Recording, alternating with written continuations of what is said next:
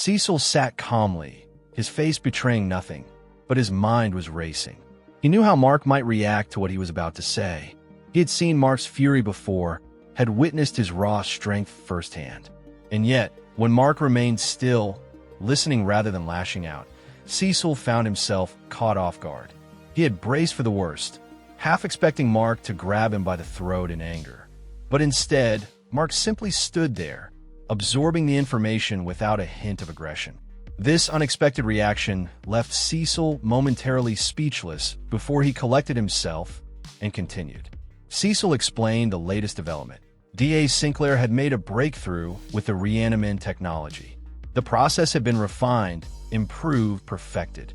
Now, integrating the technology into superhuman bodies could make them even more formidable, an unstoppable force at their disposal. It was a moral gray area, but a necessary one in Cecil's eyes. He had expected resistance, an argument, maybe even a fight. But Mark, to his surprise, was okay with it. Accepting, not thrilled, but not rejecting the idea outright. That acceptance, more than anything, unsettled Cecil.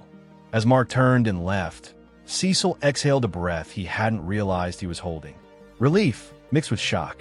Meanwhile, in New York, Tether Tyrant and Mag Maniac found themselves back in familiar company. After the disaster that was the Order, they had returned to Titan, seeking another shot at making a name for themselves. Titan listened to their pitch, weighing their worth. He had use for them, but he made it clear, if they wanted back in, they had to be ready to escalate. No more petty jobs. No more small time scores. If they were serious, they had to be willing to go to the next level. The duo exchanged glances. They were in. Back at home, Mark arrived to find Eve in the middle of decorating. She had gone shopping, bringing in new furniture, decorations, little things to make the place feel more like a home. As they settled in, Mark mentioned something weighing on his mind. He had seen the 8th version of himself die. The thought lingered, strange and unsettling, but Eve, always the grounding presence, helped him push past it. Together, they got ready for the welcome back party for Robot and Monster Girl, the newest additions to the expanded Guardians of the Globe. The party was lively, filled with familiar faces. Amanda, now in her older form, quickly became the center of attention. Black Samson, Kid Thor, Bulletproof, Kaboomerang, and Shapesmith all approached her, their expressions betraying admiration and a bit of envy at her transformation. Amanda, for her part, handled it well, if a little awkwardly. She was still adjusting to her new body, still getting used to the reactions it provoked. Rex stood at a distance, watching, his expression unreadable. The pain was evident, though, especially when Knockout stepped in, pulling her fiancé, Kid Thor, away from the growing crowd. Elsewhere, Tether Tyrant and James returned to their apartment.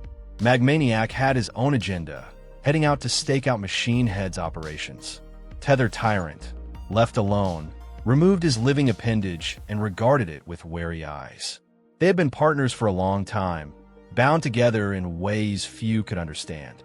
But now something felt different. He could sense a shift, as if the appendage wanted something more. A permanent bond. Tether Tyrant refused, shaking off the unsettling feeling. Meanwhile, the party was winding down when Bulletproof made an unexpected move.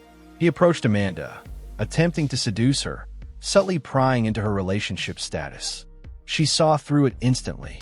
Her time in the Flaxen Dimension had left her out of sync with human behavior, but even she could recognize the intent behind his words. She gently but firmly shut him down, apologizing for any misunderstanding. It wouldn't happen. As the night drew to a close, Mark and Eve walked home together, discussing the night's events. Eve admitted she still wasn't used to calling Robot Rex. Mark, studying his new form, admitted that the older he got, the more he actually looked like the original Rex. It was strange the way things turned out. But the conversation quickly shifted when Eve, in a playful mood, struck a seductive pose. With a teasing smirk, she suggested something outrageous, having sex in his parents' bed. Mark's reaction was immediate and visceral. Absolutely not. Meanwhile, Magmaniac and Tether Tyrant moved against Machine Head. Their attack was swift and brutal. Magmaniac unleashed a molten onslaught, reducing two unfortunate store shoppers to ash in the process. Machine Head wasn't defenseless. He unleashed Vault against them.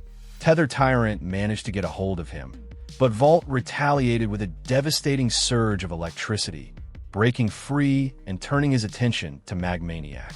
Vault quickly realized something crucial. Magmaniac's consciousness existed in an electrical state, allowing him to shift between liquid and solid forms at will. Seeing an opportunity, Vault struck. He clapped his hands together with explosive force, smashing Magmaniac's head, snuffing out his life in an instant. Tether Tyrant watched in horror as his friend was killed before his eyes. Enraged, grief-stricken, he turned to the only thing he had left, his appendage. With a desperate cry, he ordered it to form a permanent bond. The moment it did, everything changed. In the depths of his subconscious, Tether Tyrant realized his mistake. He was no longer in control. The appendage had taken over, reducing him to a passenger in his own body. He screamed for it to release him, to stop, but it was too late. He had gone on a 4-hour rampage, utterly unaware of the destruction he had caused. By the time the Guardians of the Globe arrived, he had barely regained control. Realizing what had happened, he surrendered without resistance, shocking everyone present. Britt took him into custody, securing him onto Rex's Skycycle. Mark arrived just in time to see the aftermath, his confusion evident. Later, as the dust settled, Cecil approached Mark, apologizing for waking him. Mark, exhausted, asked if Cecil ever slept. The answer he received was almost too absurd to believe. Cecil didn't sleep. He simply took hour-long baths. Mark could hardly process it. In Utah, Rex had finished showering when Amanda appeared. They locked eyes, an unspoken weight hanging between them. Rex made small talk, trying to fill the silence, but Amanda wasn't interested in avoiding the truth. She asked if he wanted to talk about what had happened. The walls Rex had built cracked. He broke down, tears spilling as he admitted the truth. He wanted nothing more than to forget what had happened in the Flaxen Dimension. But some things weren't so easily erased. And that's the story, folks. Please, leave your thoughts below and don't forget to like and subscribe for more videos like this one. See you next time.